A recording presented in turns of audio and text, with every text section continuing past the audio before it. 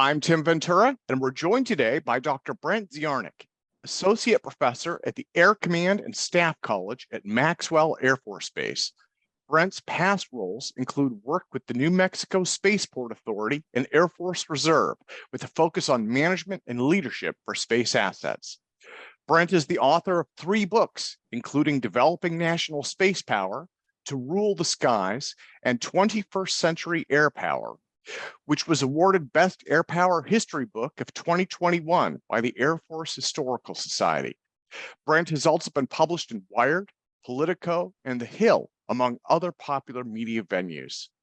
Brent has a PhD in military strategy from Air University, a PhD in economic development from New Mexico State University, a master's in military strategy from the School of Advanced Air and Space Studies, a master's in military operational art and science from the USAF Air Command and Staff College, and an ME from the University of Colorado, along with a bachelor's in space operations from the US Air Force Academy.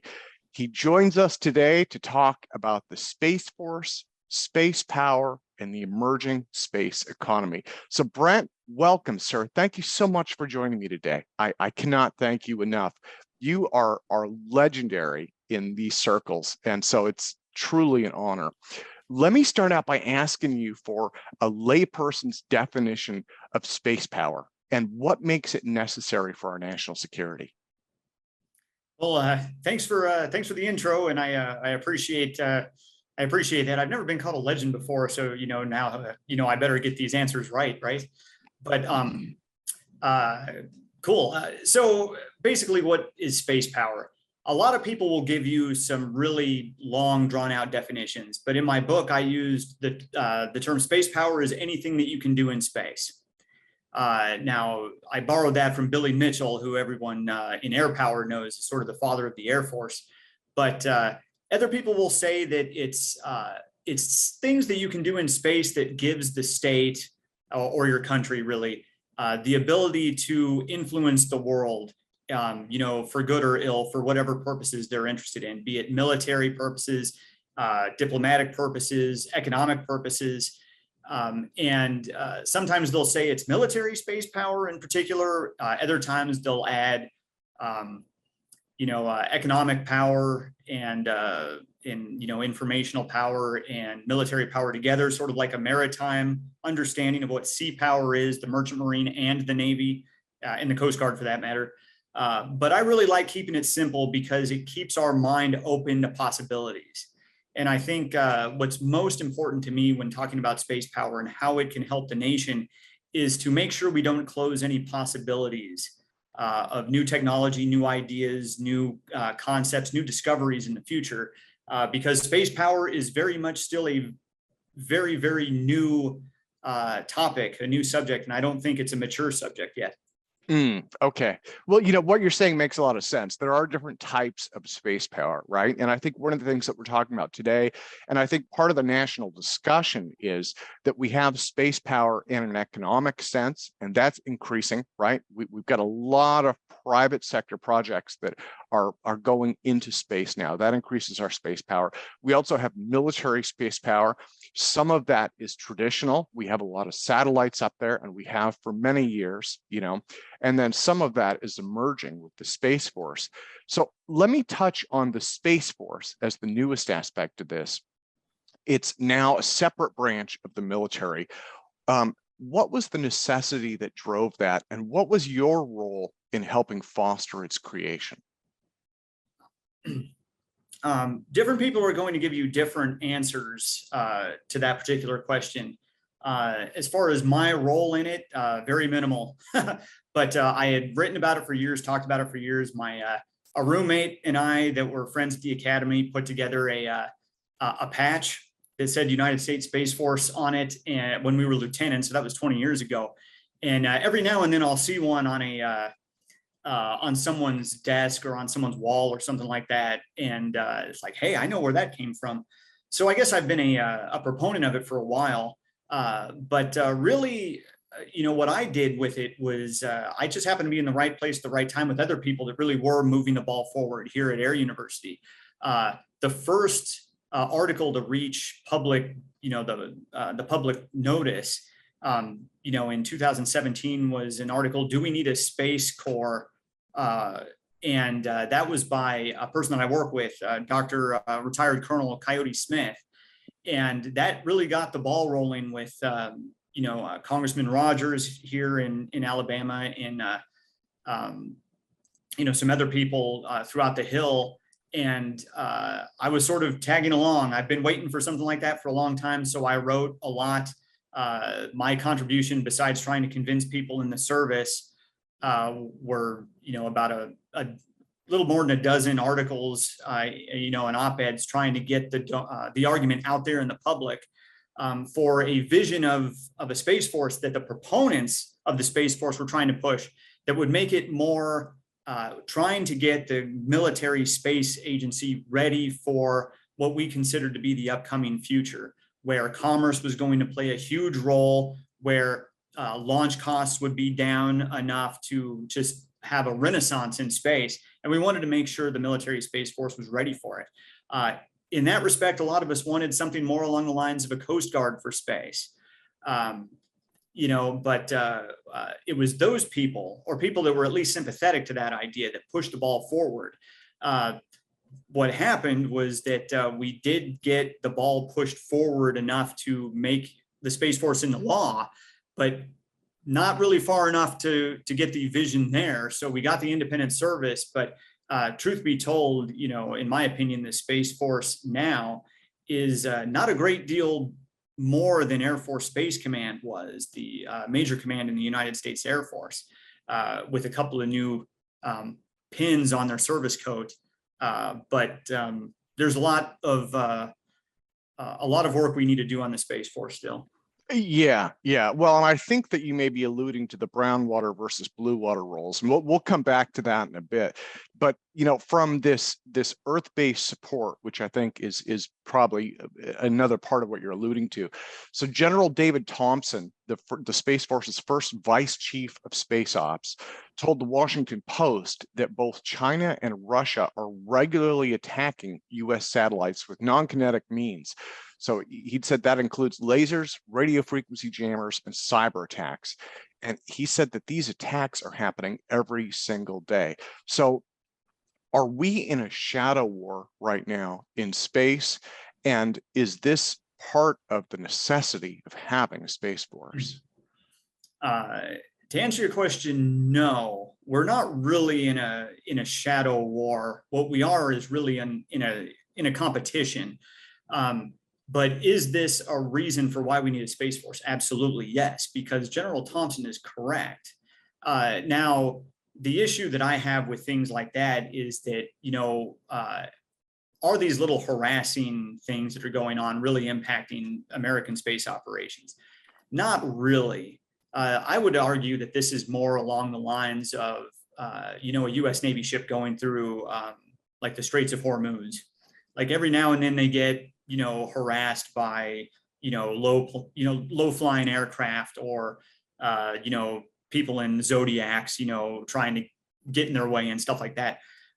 Well, is it really going to impact an American destroyer that much? No, they're going to get through. And, the destroyer always has the opportunity to, if they needed to shoot down an airplane or something like that. They just don't, because it's really not a war. It's just, sort of a harassing business. That's just what, sort of competition is, short of war, but not exactly peace. So I think space is starting to see that a lot more.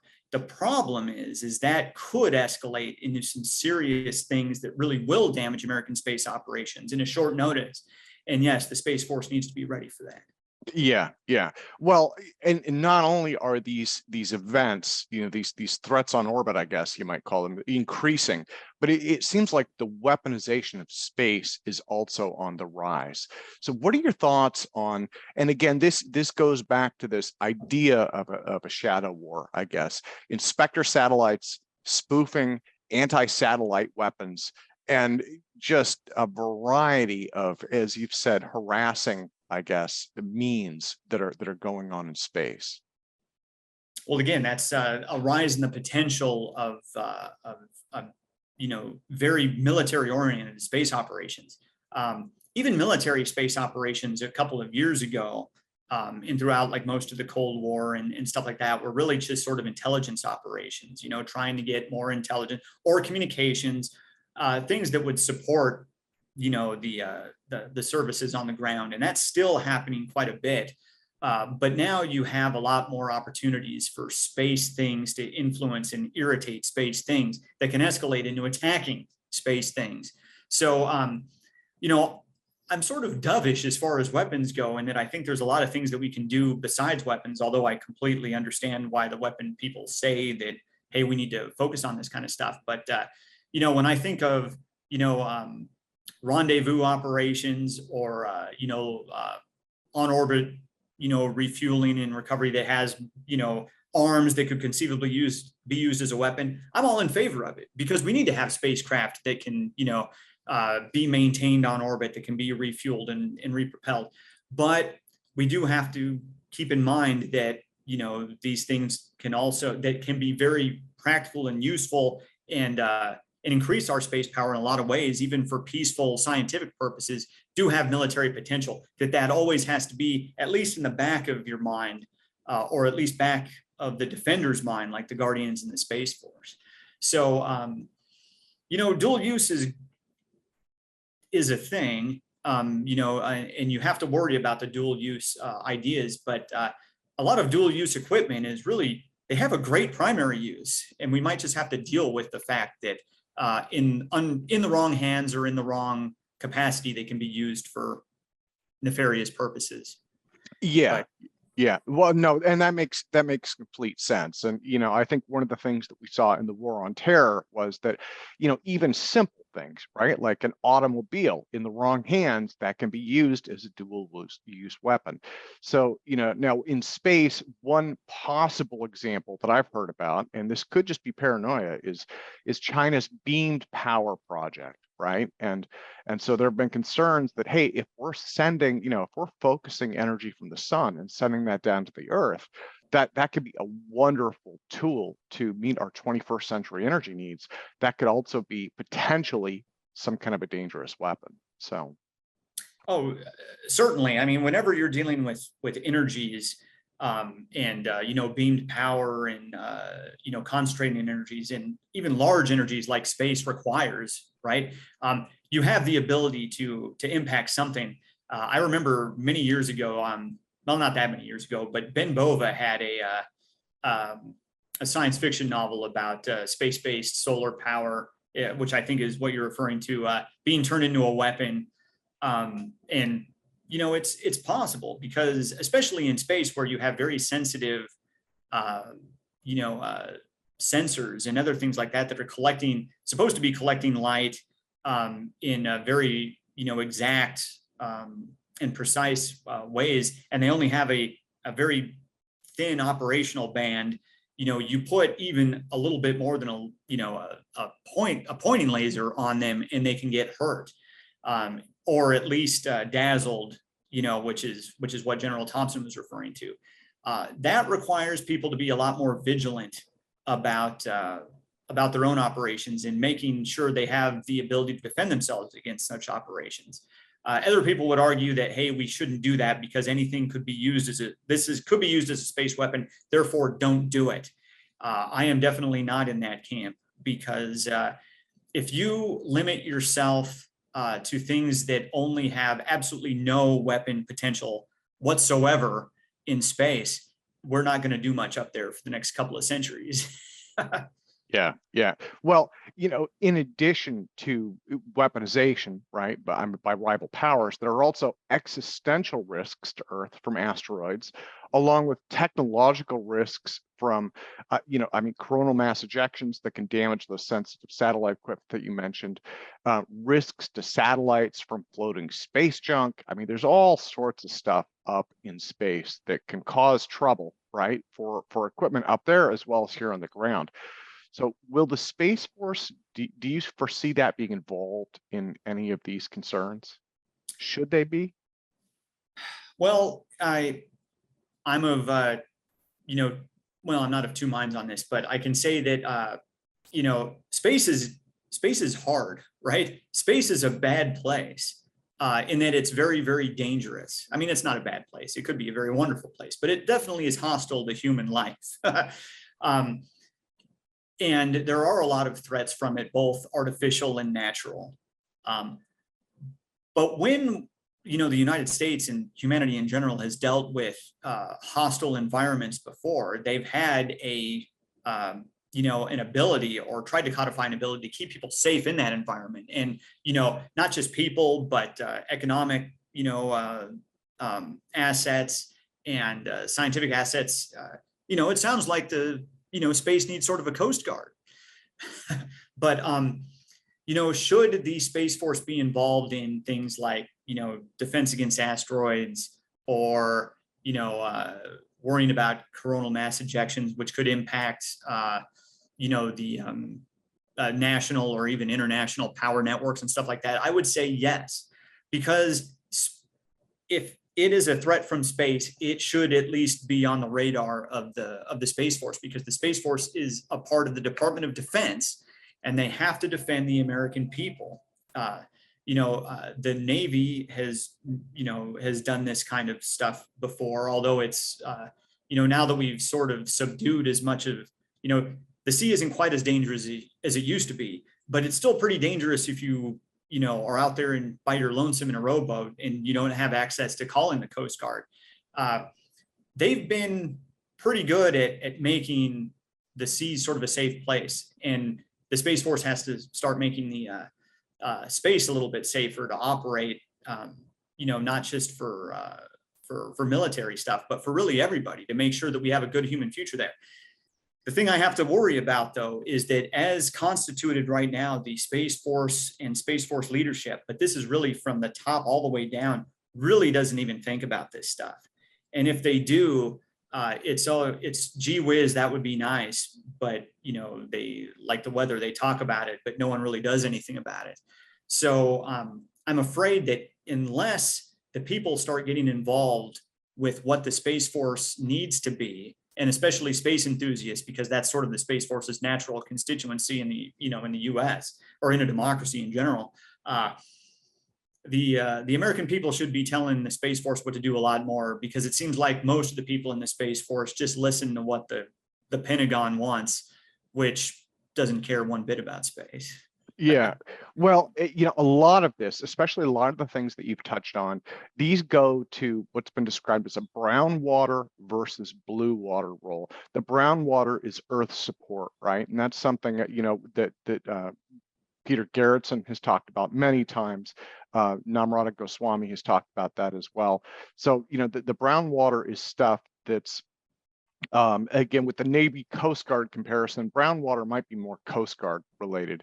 The blue water probably would be maybe a better comparison to the naval role, where it's supporting operations further out.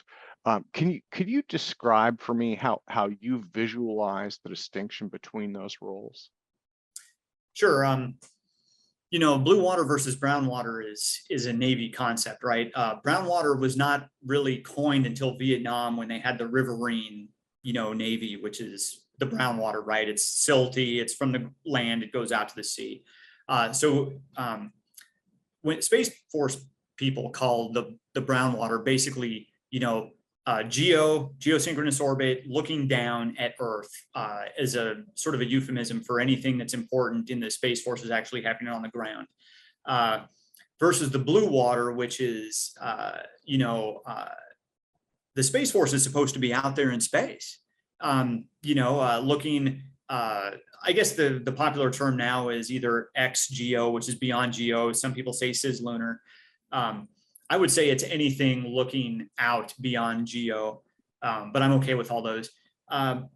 It's that distinction that's going to make or break what the Space Force actually becomes, in my opinion. Now, I am a diehard blue water guy.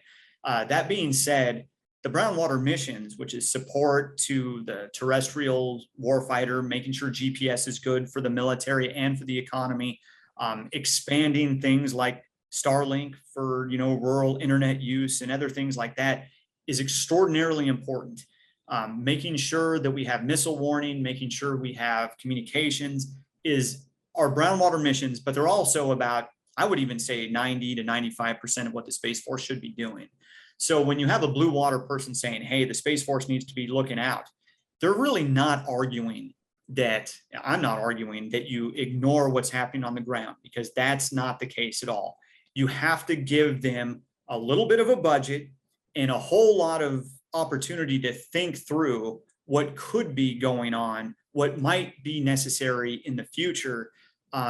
So when we have people that are in a blue water Space Force, my vision would be they're thinking about what the Space Force could be doing about putting lunar GPS on the moon while they're, on shift, making sure the terrestrial GPS is working just fine for all the, Yeah. 7 billion of us down here below. Well, so let me jump into a couple of these blue water roles then. That was kind of the next part of things. And I think there are some pretty exciting things happening in space. I mean, so NASA, for instance, plans to land the first woman and the next man on the moon in 2024. And they've got plans for a lunar gateway station and human explorers on the lunar surface after that. So do you see the Space Force playing a role in supporting the lunar environment? And again, this is all kind of nebulous, right? I mean, the NASA mission itself hasn't been undertaken yet, and so the Space Force, in terms of support, would presumably they'll get a better idea how to support that in the future. Do you think that's something that we'll see? Again, we should. There's already talk every now and then about what in the Space Force, really, but it's usually just individuals talking about what should a lunar positioning system, an LPS or whatever, satellite navigation look like on the moon. And that's important because, really, we've only been to the moon a couple of times, and we only dealt with essentially just a couple of degrees north or south off the equator, right? So we really don't know. Our maps aren't quite as good. Our location or our positioning is nowhere near as good on the moon. And having satellite navigation there would be very useful. That would be a sort of a midterm thing, especially if there was more than just a handful of NASA missions. So if industry or science or somebody or everybody as a group went there, in mass, or at least far more than just a mission every couple of months. I think the Space Force would have to get involved because someone will have to deal with safety and security. Are Space Force assets supposed to sort of watch, the NASA missions as they go over there? What if we have another Apollo 13 kind of explosion on orbit that we really don't know what happened? Are Space Force, ISR satellites going to be able to take a look and see if we can't help figure out what's going on? I'm not sure if we have the ability to do that now, but we're sure as heck going to try. So understanding this is lunar environment is a worthwhile Space Force mission. Whether it will happen, it's up to whether the Space Force feels that it's their job. If the Space Force does not feel that it's their job, they're probably going to be limited to the rescue people that we have that was just from the Air Force, Legacy Air Force, that will try to fish them out of the ocean if there's some problem with the rocket trying to get up, or rescue and recovery in the ocean and stuff like that. But I think the Space Force, I'm not sure if the Space Force will really take on a mission by themselves. My own personal belief is they probably won't, and will be forced to by an irritated government if something bad happens. I would prefer that not to happen. Yeah, taking this a step further out too. I mean, one area where I would absolutely see, you mentioned the Coast Guard a couple of times. I would absolutely see this role of not only support but also rescue operations, right? I mean, Elon Musk's Mars colonization efforts, if those materialize. And asteroid mining, again, something that's dangerous, it's further out, and it would be easy to foresee people getting in trouble, operations getting in trouble and calling for help. Do you think that we'll see the Space Force eventually take on that role as well? Again, I think they should, because no one else will. And if they don't, then someone else will, and the Space Force will begin its slide into irrelevance. it's again comes down to which organization is going to do what the nation needs. Now, right now, it's easy to be in the Space Force and say, hey, look, we're just a satellite command. Air Force Space Command really had its act together. It knows what's going on. Nothing much is going to happen in space. You can be skeptical about a lot of things. And truth be told, I mean, I'm a space enthusiast first. I joined the Air Force because I was a space enthusiast. But people have been arguing that lower launch costs are going to happen in 1990, 2000, all this other stuff. And I left active duty Air Force to go into the reserve specifically to go to Spaceport America in New Mexico to help with Virgin when they were going to launch their Spaceship Twos. They did launch one mission, which was awesome. But I thought I was going to be able to see these missions fly from my back porch in 2008. So there's a good reason. There's a lot of iffiness there that you can sort of just put this on the sidelines and focus on the gator right in front of you, right? The closest to the boat, if you're Space Force leadership. But again, when things change, things are going to change very rapidly, and people are going to be, people and systems are going to be made obsolete almost overnight. So unless the Space Force starts thinking about these missions and training a cadre of people to at least be conversant in these missions, should a radical change in space happen, there's a lot of danger that the Space Force will be caught with their pants down. Yeah, well, in one of those changes, I think maybe the SpaceX Starship, right? And that's something where, it looks like this has the potential to change the playing field. I believe Elon Musk has said it could transport up to 100 colonists to Mars at a time. Now, on the other hand, I'm not sure what it would feel like to be stuck with 100 people in a can that size for that long, but but it's definitely it's larger and it has more potential, and I think it's going to open up space and open up the lower launch costs in a way that you've kind of described. Do you think that the Space Force will end up using that vehicle as well, just because it's the only thing available? And how do you see that? What do you see the impact of Starship being to space power? No, I'm going to try to say that I'm not trying to be a SpaceX fanboy here, because I've been trying to buy Starlink for my new house in rural Texas, and I still can't get it. And they say I can't get it until 2023. So, that's my disclaimer. But the Starship does, if it works, will probably be the inflection point in old space versus, the new space that all the enthusiasts were thinking about. Why is it? Because it's super heavy lift at a super low cost. I remember reading G. Harry Stein's Halfway to Anywhere about the DCX program in the early 1990s. And it was like, hey, as soon as we break the cost of space, you get it down a couple of orders of magnitude, and then everything opens up into a good business case, or at least a much more expanded business case. So, the Starship has the ability or the potential to be the DC-3 of space, open up civilian travel, open up military travel, open up, more science, more people, more everything, tourism, you name it. So, is the Starship itself going to be the ship that starts it all? Or once they figure out how to do it, is everyone going to make a copy of it, and it's just the technology, not really the system? I don't know. But if they break it and they start selling these systems, anyone that's going to want to do anything in space better buy a squadron or more of them almost immediately, including the Space Force. So should the Space Force buy these ships? Yes, if they're blue water, it's going to be the ultimate vehicle in maneuverability, which is a joint function. Movement and maneuver is a military requirement. And with a huge payload structure, you can have whatever you want on the back. So all these ideas of satellite-based minor little weapon systems, let's say that they're trying to, I'm not saying they're trying to build any, but if people argue that we need space-based weapons, why would you put it on an underpowered, useless satellite when you can just put one of these things, a payload system in the back of one of these starships and launch it?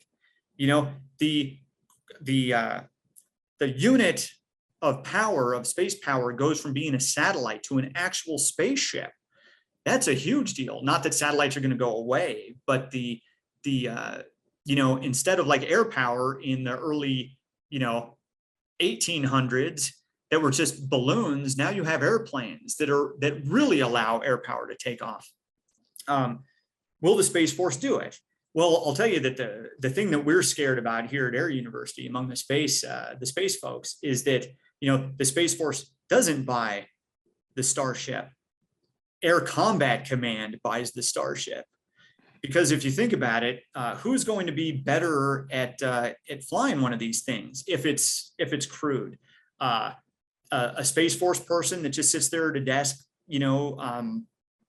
tending satellites that really are just run along by sort of just standard procedures anyway, or an ex-fighter pilot, test pilot that has a master's degree from astronautics from MIT. The human capital in the Air Force for human space flight is infinitely superior to Space Force human capital. And that's something that the Space Force really has to deal with if they're going to remain relevant in a Starship future. Well, and so this kind of brings us to the next question, and this is something that I haven't seen anyone really address yet. But it's not just the United States in space, right? As we talked about earlier, China and Russia are also up there. There are other nations that are looking to explore that. I understand that India is experimenting with anti-satellite weapons as well. So if we don't do a Space Force, is it possible, maybe even likely, that someone else will? The forward-leaning, the visionary countries will. And it doesn't have to be an adversary. It doesn't even have, it doesn't have to be an ally. It just has to be anyone that feels that this is something they would like to spend their money on. I think the Space Force, the U.S. Space Force has the advantage, I think, right now, because sooner or later, once spaceship starts flying, even sort of the mediocre, lukewarm Space Force people are going to realize that if they're going to be relevant, they're going to have to start doing this. And especially among the younger people, there's going to be, the high human quality people that got commissioned just a year or two ago that want to see a change in the Space Force will be able to do these missions. But as far as other Space Forces, I guess the closest comparison that we have to somewhere else would probably be the People's Republic of China's oh my God, the name of their name escapes me. The Strategic Support Force, the SSF.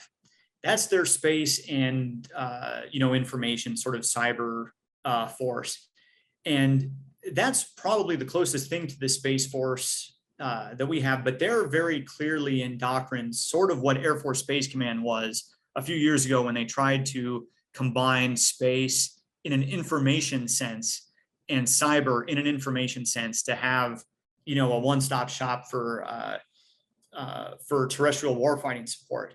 I am not completely convinced that the Chinese are organized adequately at the military level to take advantage of something like Starship. I could be wrong, and you don't want to rest your laurels on saying, well, if that's the case, then we don't have to do anything here in the United States. But Russia had a Space Force at one point, then it was sort of brought back into the aerospace forces. I would still say right now that there really isn't yet a Space Force that will identify as a mature Space Force, 20 years in the future. But that's an open game. It's an open game. So whoever wants to be first, all they have to do is take the step. And America has not won that. Although, I always say that there is a threat from China and Russia against our space assets and stuff. But I'm going to say this till the day I die. The only people that can beat America in space are fellow Americans by just not letting the space people do what they need to do to keep the country safe. Yeah. Well, Brent, on that note, let me thank you again for your time today. Thank you for your career of service to our country. And let me close by asking, how do you see American space power evolving in the near future? And what comes next for you personally? Where will we see you next in the headlines? Oh, never, probably. I'm trying to write some new stuff, and really, I think I'm really interested in, as soon as I put away my uniform, I've got 20 years in the reserve, more freedom to discuss what really needs to happen will probably happen after I can hang up the uniform.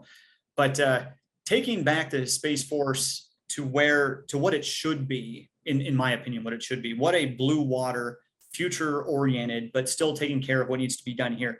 What does the Space Force need to look like without having to carry the burden of the past or the the bureaucracy at the Pentagon, and try to offer a different solution, a clean slate solution, like what a Space Force should be, is something I'm really excited about. But how I see space going forward, I'm going to end on sort of a pessimistic note. Will the United States evolve into a blue water Space Force at some point? But it's either going to be because people were visionary enough to get there, or because we were forced into there, probably by something extraordinarily bad happening. I don't see the Space Force, with the leadership it has right now, really doing much of anything to rock the boat of the Pentagon. I really don't.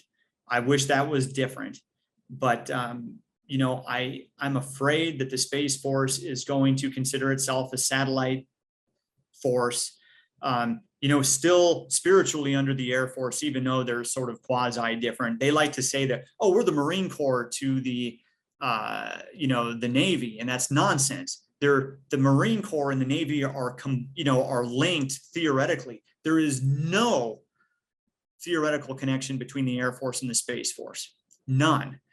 And I don't think anyone could argue that. But I just don't see them expanding their horizons. So I'm afraid that we're going to be pushed into it, because hopefully Elon Musk shames us into buying a whole bunch of Starships when people really start to get out into space. And the Space Force isn't going to be much of a Space Force if everyone goes into space but them. But I'm more afraid that it's going to be because someone like, an adversary like China or Russia realizes that America is just not going to do it, and China has more money than they know what to spend on. So why not spend it into space? And then all of a sudden, they've got all the cards, and then we have to, maybe have to fight our way back to, a respectable position. I just don't know. But if we get more visionary leadership, if we get some people that are really, if the younger people in the Space Force really come out and say, hey, look, I didn't join this to be a second-rate airman. I joined, I became a Guardian because I want to see America in space.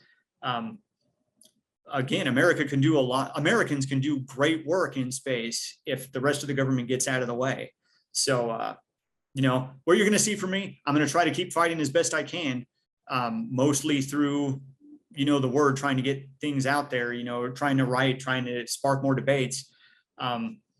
But really, America's future in space is in doubt, I think, and it's because the Space Force has not embraced that it is a Space Force, not a satellite combat command. Brent, thank you again, sir.